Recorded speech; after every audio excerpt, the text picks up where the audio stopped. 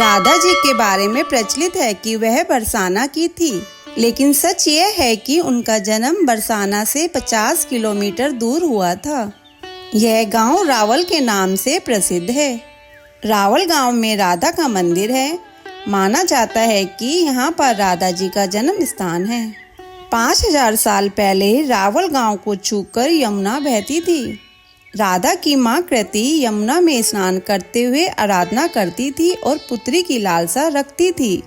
पूजा करते समय एक दिन यमुना से कमल का फूल प्रकट हुआ। कमल के फूल से सोने की चमक सी रोशनी निकल रही थी। इसमें छोटी बच्ची का नेत्र बंद था। अब वह स्थान इस मंदिर का गर्भगृह है। इसके 11 महीने बाद 3 किलोमीटर दूर मथुरा में कंस के कारागार में भगवान कृष्ण का जन्म हुआ था। वह रात में गोकुल में नंद बाबा के घर पर पहुंचाए गए। तब नंद बाबा ने सभी जगह संदेश भेजा और कृष्ण का जन्म उत्सव मनाया गया। जब बधाई लेकर वृषभान अपने गोद में राधा रानी को यहाँ लेकर आए तो राधा रानी घुटने के बल चलते हुए बाल कृष्ण के पास पहुंची। वहां बैठते ही तब राधा रानी के नेत्र खुले और उन्होंने पहला दर्शन बाल कृष्ण का किया। अब हम जानेंगे राधा और कृष्ण क्यों गए बरसाना। कृष्ण के जन्म के बाद से ही कंस का प्रकोप गोकुल में बढ़ गया था। यहाँ के लोग परेशान हो गए थे। नंद बाबा ने स्थानीय राजाओं को इकट्ठा किया। उस वक्त ब्रज के सबसे बड़े राजा वृषभान थे। इनके पास 11 लाख गायें थी, जबकि नंद जी के पास 9 लाख गायें थी। जिसके पास सबसे ज़्यादा गायें होती थी वह वृषभान कहलाते थे। जिसके पास कम गायें होती थी वह नंद कहलाए जाते थे। बैठक के बाद फैसला हुआ कि गोकुल व रावल छोड़ दिया जाए। गोकुल से नंद बाबा और जनता पलायन करके पहाड़ी पर गए। उसका नाम नंद गांव पड़ा। वृषभान कृति और राधा रानी को लेकर पहाड़ी पर गए।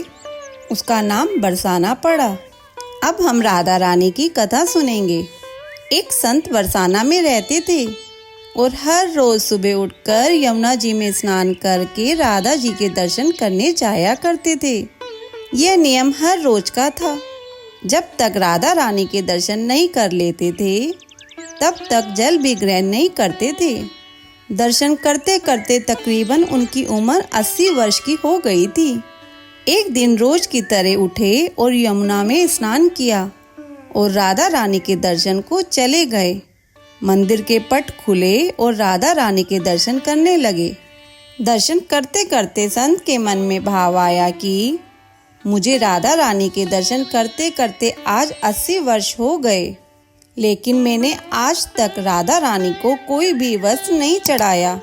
कोई राधा रानी के लिए नारियल लाता है, कोई चुनरिया लाता है, कोई चूड़ी लाता है और कोई बिंदी लाता है, कोई साड़ी लाता है, कोई लहंगा चुनरिया लाता है, लेकिन मैंने तो आज तक कुछ भी नहीं चढ़ाया है।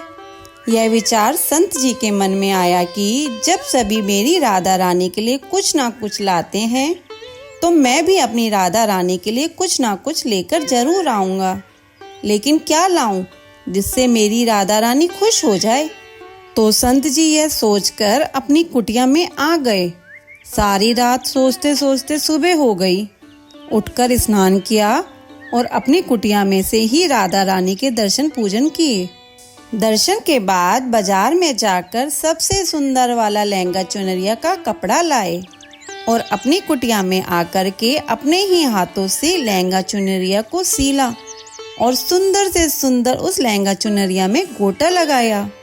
जब पूरी तरह से लहंगा चुनरिया को तैयार कर लिया तो मन में सोचा कि इस लहंगा चुनरिया को अपनी राधा रानी को पहनाऊंगा तो बहुत ही सुंदर मेरी राधा रानी लगेगी। यह सोचकर संत जी उस लहंगा चुनरिया को लेकर राधा रानी के मंदिर को चले। मंदिर की सीढ़ियां चढ़ने लगे और अपने मन में सोच रहे हैं, आज मेरे हाथों के बनाए हुए लहंगा चुनरिया राधा रानी को पहनाऊंगा तो मेरी लाडली खूब सुंदर लगेगी। इतने में एक बरसाना की लड़की आई और बाबा से कहती है, बाबा आज बहुत खुश हो, क्या बात है? बाबा बताओ ना। तो बाबा ने कहा कि लाली, आज मैं बहुत खुश हूँ। आज मैंने अपने हाथों से राधा रानी के लिए लहंगा चुनरिया बनाया है। इस लहंगा चुनरिया को राधा रानी जी को पहनाऊंगा और मेरी राधा रानी बहुत सुंदर दिखेगी। उस लाली ने कहा, बाबा मुझे भी दिखाओ ना, आपने लहंगा चुनरिया कैसी बनाई है। लहंगा चुनरिया को देखकर वो लड़की बोली, अरे बाबा, राधा रानी के पास तो बहुत सारी पोशाक है, यह मुझे दे दो ना। तो महात्मा बोले कि बेटी, तुमको मैं दूसरी बाजार से दिलवा दूंगा, ये तो मैं अपने हाथ से बनाकर राधा रानी के लिए लेकर जा रहा हूँ, तुमको और कोई दूसरा दिलवा दूंगा। लेकिन उस छोटी सी बालिका ने उस महात्मा का दुपट्टा पकड़ लिया। बाबा, ये मुझे दे दो। पर संत भी जिद करने लगे कि दूसरी दिलवा दूंगा, ये नहीं दूंगा। लेकिन वो बच्ची भी इतनी तेज थी कि संत के हाथ से लहंगा चुनरिया को छीनकर भाग गई। अब तो बाबा को बहुत ही दुख लगा कि मैंने आज तक राधा रानी को कुछ नहीं चढ़ाया, लेकिन जब लेकर आया तो लाली लेकर भाग गई। मेरा तो जीवन ही खराब है, अब क्या करूँगा। यह सोचकर संत उसी सीढ़ियों में बैठकर रोने लगा। इतने में कुछ संत वहाँ आए और पूछा, क्या बात है बाबा, आप क्यों रो रहे हैं। तो बाबा ने उन संतों को पूरी बात बताई। संतों ने बाबा को समझाया और कहा कि आप दुखी मत हो, कल दूसरी लहंगा चुनरिया बना के राधा रानी को पहना देना। चलो राधा रानी के दर्शन कर लेते हैं। इस प्रकार संतों ने बाबा को समझाया और राधा रानी के दर्शन को लेकर चले गए।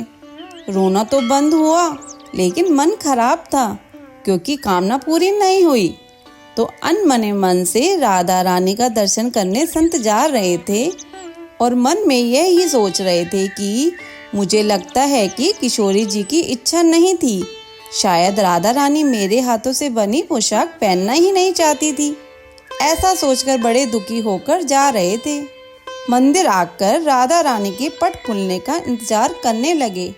थोड़ी ही देर बाद मंदिर के पट खुले तो संतों ने कहा, बाबा देखो तो, आज हमारी राधा रानी बहुत ही सुंदर लग रही है।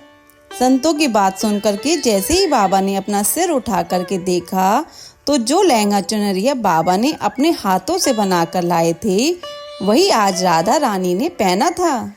बाबा बहुत ही खुश हो गए और राधा रानी से कहा, हे राधा रानी, आपको इतना भी सब्र नहीं रहा, आप मेरे हाथों से मंदिर की सीढ़ियों से ही लेकर भाग गई, ऐसा क्यों। सर्वेश्वरी श्री राधा रानी ने कहा कि बाबा, आपके भाव को देखकर मुझसे रहा नहीं गया और यह केवल पोशाक नहीं है, इसमें आपका प्रेम है, इसलिए तो मैं खुद ही आकर के आपसे लहंगा चुनरिया छीनकर भाग गई थी। इतना सुनकर के बाबा भाव विभोर हो गए और बाबा ने उसी समय किशोरी जी का धन्यवाद किया।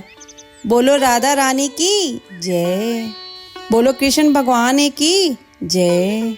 अगर आपको हमारी यह वीडियो अच्छी लगी हो तो लाइक करके शेयर करें और कमेंट बॉक्स में राधे राधे लिखें और चैनल में नए हैं तो सब्सक्राइब करें।